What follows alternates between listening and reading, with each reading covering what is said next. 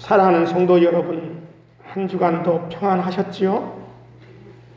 예수 우리 주님이 갈보리 언덕에서 십자가를 지시고 죽으신 뒤 맞은 첫 안식일 다음날 이른 새벽에 무덤을 찾는 사람들이 있었습니다.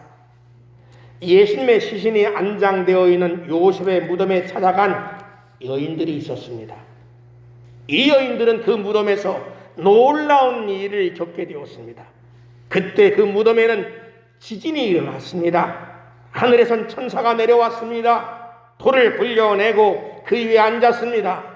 천사의 모습은 세상의 모든 것을 단번에 다 쪼개고 부수고 말 것 같은 번쩍이는 번개 같았습니다. 옷은 눈같이 휘었습니다.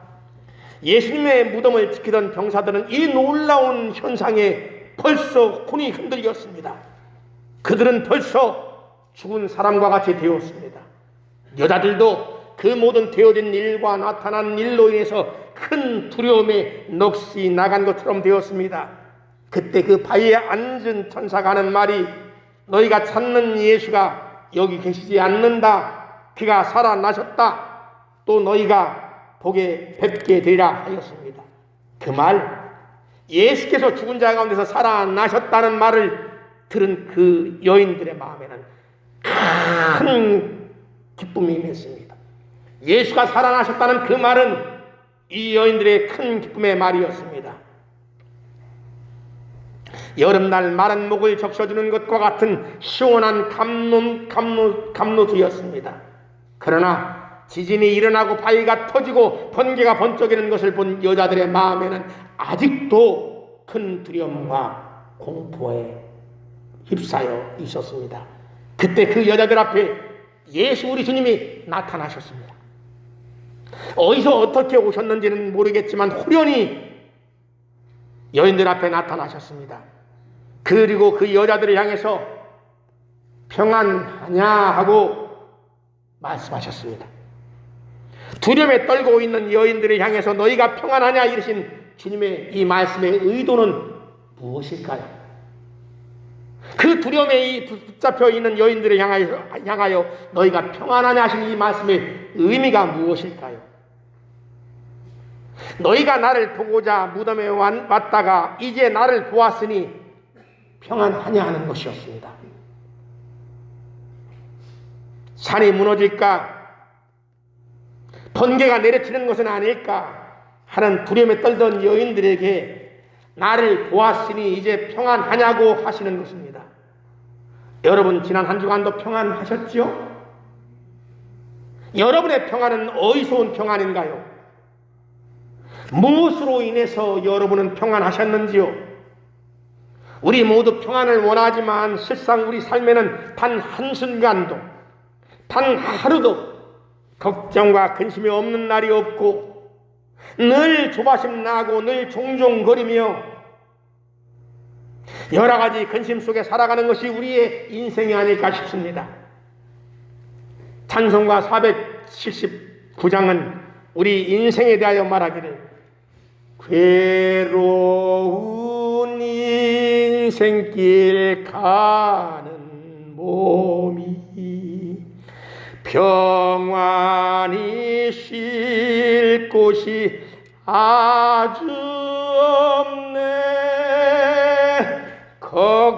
걱정과 고생이 어디는 없으랴. 돌아갈래 고향 하늘나라. 이렇게 노래함으로 우리 인생길은 괴로움과 고생길이요 평안히 쉴 곳을 얻을 수 없는 광야의 메마른 땅이라고 합니다. 여러분의 인생은 어떻습니까? 걱정이 없습니까? 근심과 염려를 찾아볼 수 없는 평안한 삶인가요? 우리는 우리가 걱정하는 일, 우리가 염려하는 일이 다 부질없는 것이요 걱정과 염려를 한다고 해서 무엇 하나 바꿀 수가 없는 것이 우리 존재임을 알면서도 걱정합니다. 어디 우리뿐이겠습니까, 여러분? 하나님의 위대한 종 모세도 걱정했습니다. 모세는 죽기 직전까지도 걱정을 떨쳐버리지 못했습니다. 부족한 이 사람도 여러분을 생각할 때마다, 여러분들의 얼굴을 그릴 때마다, 여러분들의 생활을 생각할 때마다 늘 걱정합니다. 늘 염려합니다. 여러분의 요즘 걱정은 무엇인가요? 여러분은 요즘 어떤 것을 걱정하시나요? 여러분을 걱정케 하는, 여러분을 염려케 하는 그 일이 무엇이든 그것만 해결된다면 이제 더 이상 걱정하지 않을 수 있을까요? 여러분의 마음에 걱정을 갖게 하고 두려움에 잠 못 들게 하는 것이, 그것이 무엇이든지 그것만 사라진다면 이제 앞으로 남은 인생은 평안한 삶을 살아갈 수 있을까요? 아쉽고 또 안타까운 것은 우리의 손에 쥐고 우리 눈으로 보게 되고 우리 삶에 주어지는 것으로는 얼마나 많이 주어지든지 얼마나 큰 것을 가지든지 우리 앞에 얼마나 정말 놀라운 일들이 있게 되어지는지 그것으로는 우리의 걱정은 사라지지 않고 해소되지 않는다는 것입니다. 보십시오. 하루 한 끼 먹기도 바쁘던 시대가 있었습니다. 그런 하루 한 끼 먹기 바쁘던 시대에 정말 쌀 한 줌 가지고 죽을 끓이고 나물을 집어넣고 쌀보다는 나물이 더 많고 그것 가지고 7명, 8명, 10명이 앉아서 나눠 먹던 그런 시기에 나는 이것만 있으면, 이렇게만 될 수 있다면 난 걱정이 없어 하는 것이 무엇이었을까요? 하루 3끼만 먹을 수 있다면, 그리고 가족들이 때에 굶주리지 않고 하루 3끼를 먹고 잠잘 때가 되면 등 5개 잘 수만 있다면 걱정할 것이 무엇이겠느냐 하던 시절이 있었습니다. 그런데 지금은 어떤가요, 여러분?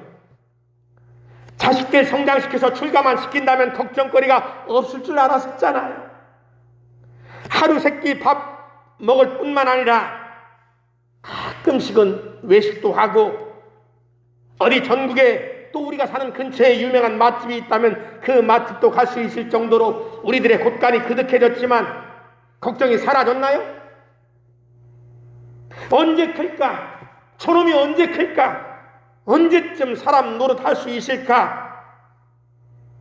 걱정하고 염려하던 우리들의 자녀들이 벌써 어엿한 성인이 되어 한 가정을 잘 이끌고 있는 것을 보게 되었지만 걱정과 근심이 사라지지 않고 여전히 걱정거리가 나타나지 않던가요? 걱정과 근심이 떠날 날이 없는 것이 우리의 삶이 아닐까 싶습니다.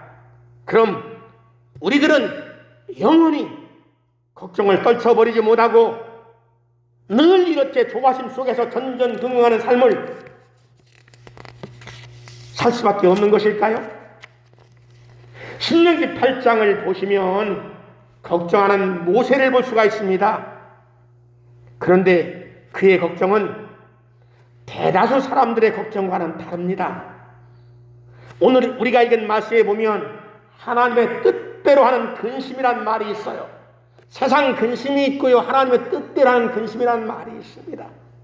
이 신명기 8장은 하나님의 뜻대로라는 근심이 무엇인가를 잘 가르쳐주는 본문입니다. 여러분, 성령이 우리를 근심케 하신다면 무엇을 근심케 하실까요? 성령이 이 안에 계신 사람들의 마음속에 근심이 있다면 무엇을 근심하게 될까요? 성령이 우리 마음속에서 역사하셔서 우리로 무엇인가 근심케 한다면 무엇을 근심하게 만드실까요? 우리가 가진 것이 없음으로 인해서 원통하고 분해서 탄식하게 하실까요? 우리가 할 수 있는 능력이 없음을 보고 부끄러워서 안타까워서 두려워하게 하시는 걸까요? 우리가 가진 환경의 열악함으로 인해서 염려에 사로잡혀 잠 못 들게 하실까요? 하나님의 성령이 우리를 근심케 하는 것은 하나님을 잊을까? 내가 하나님을 기억하지 못할까? 내가 내 마음속에 하나님을 모시지 아니하고 내 마음속에 하나님을 두지 않고 살게 되는 것은 아닐까? 이것을 걱정하게 하고 이것을 근심하게 만듭니다. 여러분, 하루하루 쇠약해지는 여러분의 모습을 보면서 내가 더 약해지면, 내 몸이 더 노쇠해지면, 내가 더 힘이 없어지면 하나님 앞에 나가서 예배도 하지 못하는 것일까? 걱정되지 않습니까? 내가 이렇게 정말 힘이 없이 내가 자꾸 깜빡깜빡하다가 혹시라도 주님이 내 인생에 달려갈 길을 다 마치게 하시는 그날에 내가 하나님을 잊어버리는 것은 아닐까? 걱정되지 않습니까? 신명기 8장 2절에선 하나님이 행하신 일을 기억하라 하십니다. 내가 광야 40년 그 살아올 때 하나님이 어떻게 너희를 돌보아 주셨는가? 그곳에서 너희는 어떻게 살았는가 하는 것을 기억하라 하십니다. 이스라엘은 광야 그 거칠고 메마르고 황폐한 땅에서 40년 동안을 살아왔습니다. 그런데 그 거칠고 메마르고 황폐한 땅에서 40년 동안을 지내면서 단 한 끗도 배고프지 않았습니다. 단 한 번도 목마르지 않았습니다. 의복이 헤어지지 않았습니다. 신발이 떨어지지 않았습니다. 하나님이 그들의 하나님이 되어 주셨을 때 그들은 부족한 것이 없었습니다. 하나님의 돌보심을 받지 못했다면 이스라엘은 거기서 다 죽고 말았을 것입니다. 이스라엘 천만인 중에 단 한 사람도 그 광야에서 살아 나오는 사람이 없었을 것입니다.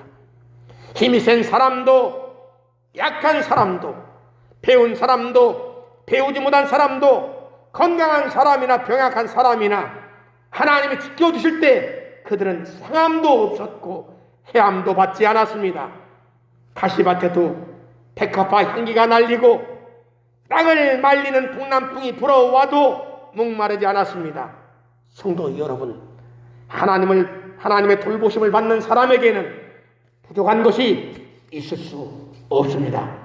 하나님의 그 능력이 되어주시는 사람에게는 자신의 약함도 무능함도 전혀 문제가 되지 않습니다. 하나님이 그 장막이 되어주시고 하나님의 날개로 감싸주시는 사람의 삶에는 높은 산과 깊은 골짜기도 전혀 상해가 될 수 없습니다. 우리 성도들이 하나님이 주신 복과 은혜를 받기를 원하는 여러분들이 오늘 하나님이 나의 하나님이 되어주시고 오늘 하나님이 나의 능력이 되어주시기를 사모하는 여러분들이 꼭 기억하고 기억해야 할 것은 하나님이 나의 하나님이 되어주시고 하나님이 우리의 하나님이 되어주시는 그날 우리는 결코 흔들리지 않고 빼앗기지도 않는 구원을 얻게 된다는 것입니다. 살아계신 하나님이 저와 여러분 그리고 세상 모든 죄인들을 구원하시고자 역사하사 그 아들을 세상에 보내주셨습니다.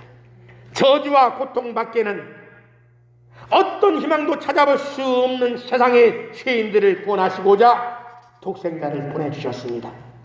하나님이 그 아들을 세상에 왜 보내주신 것일까요? 율법의 행위를 통하여 구원받으려는 사람들이 있었습니다. 그런데 율법의 행위를 아무리 힘써해도 도저히 하나님 앞에 의롭다함을 받을 수 없음을 깨닫고 절망했습니다. 이렇게 율법의 행위로는 하나님 앞에 의롭다함을 받을 수 없는 인생들을 의롭게 하시기 위해서 하나님이 그 아들을 우리의 속죄양으로 보내주셨습니다. 자신의 행위로는 도저히 구원받는 것이 불가능한 이름을 깨달은 인간들, 내가 내 눈을 지키고 내가 내 마음을 지키고 내가 내 입술을 지키고 내가 내 귀를 지키기를 원한다.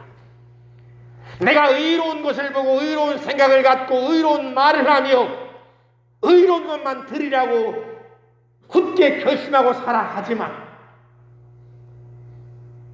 보이는 것도 듣는 것도 생각하는 것도 한없이 하나님 앞에 책망받을 것밖에 없는 우리인지라. 그러한 자신을 발견하고 나의 행위로는 하나님 앞에 의롭다움을 받을 수 없구나 하면서 나는 정말 하나님의 무서운 심판을 피할 수 없는 사망에 묶여있는 사람이로구나.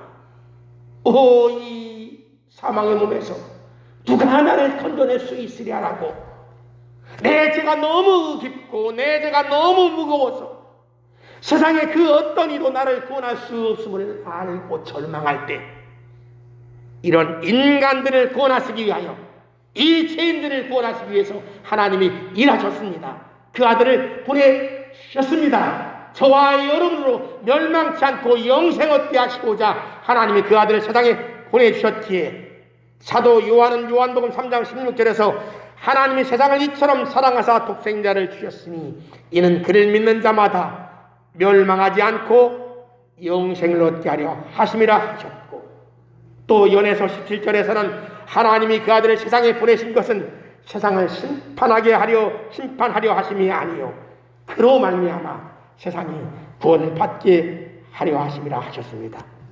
성령이 성도를 근심케 하십니다. 세상도 우리에게 근심을 주지만 성령도 저와 여러분으로 근심케 합니다. 그런데 성령이 저와 여러분으로 근심케 하는 첫째는 하나님이 너의 구원자이시고 하나님이 너의 능력이시며 하나님이 너의 인도자가 되심을 기억하라 하시는 것입니다. 둘째는 하나님을 잊어버리지는 않을까 하는 것입니다. 신명기 8장 11절, 14절, 19절을 보시면 모세가 성령으로 이스라엘을 위하여 걱정하는 말이 거듭 3번 나옵니다. 모세는 이스라엘을 위하여 어떤 것을 걱정했을까요? 하나님의 성령의 충만함 받은 이 모세가 이스라엘을 위하여 무엇을 걱정했을까요? 하나님을 잊어버릴까 염려하노라 하는 걱정의 말이 나옵니다.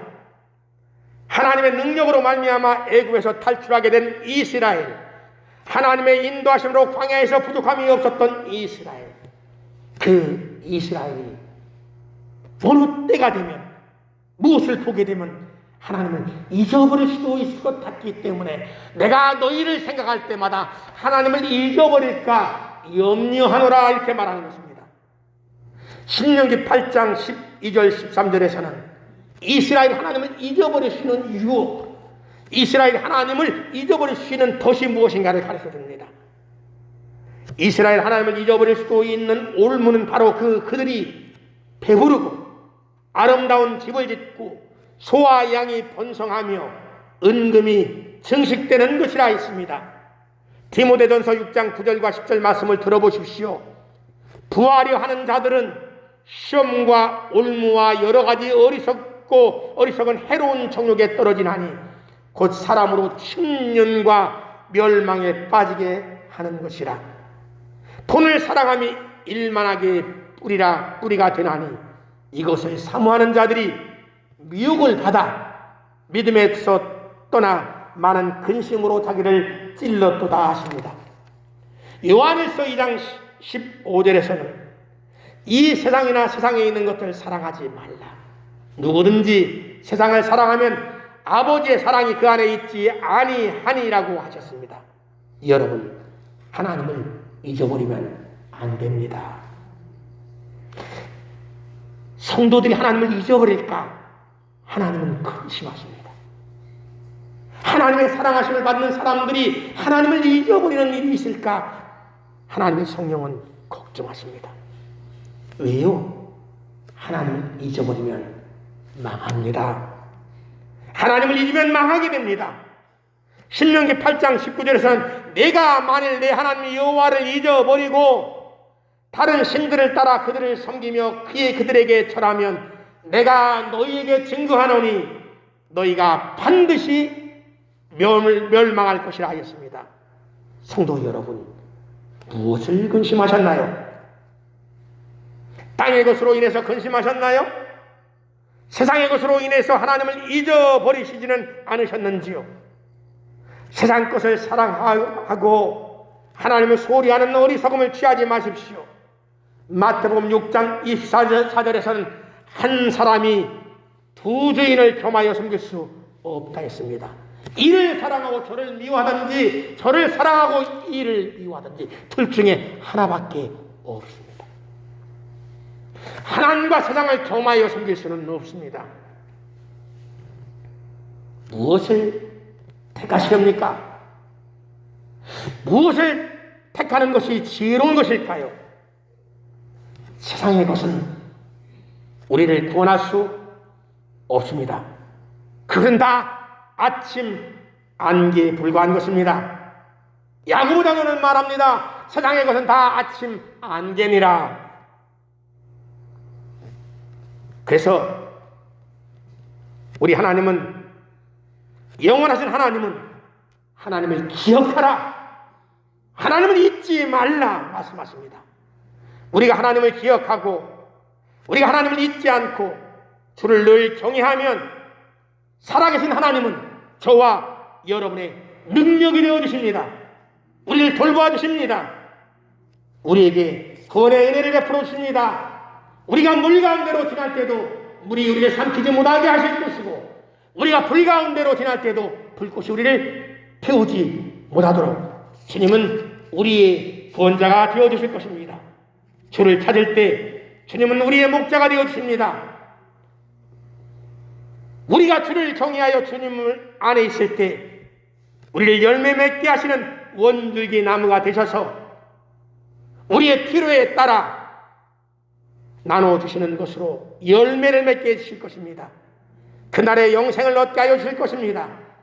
우리가 근심해야 할 일이 끊어지지 아니한다면, 우리가 지금 그런 삶을 살고 있지만 이제부터 우리가 땅의 것을 찾지 않고 오직 위의 것, 즉 살아계신 하나님, 그 백성을 위하여 그 아들을 아낌없이 주신 우리 아버지 하나님, 세상 끝날까지 우리와 항상 함께 하시고 우리의 능력이 되어주시길 기뻐하시는 우리 하나님을 찾고 그 하나님의 인도하심을 구함으로 하나님이 여러분의 구원자가 되시고 여러분을 소원의 항구로 인도하시고 여러분의 삶에 만족함을 주시는 복을 드리는 성도가 되어지기를 예수님의 이름으로 축원합니다.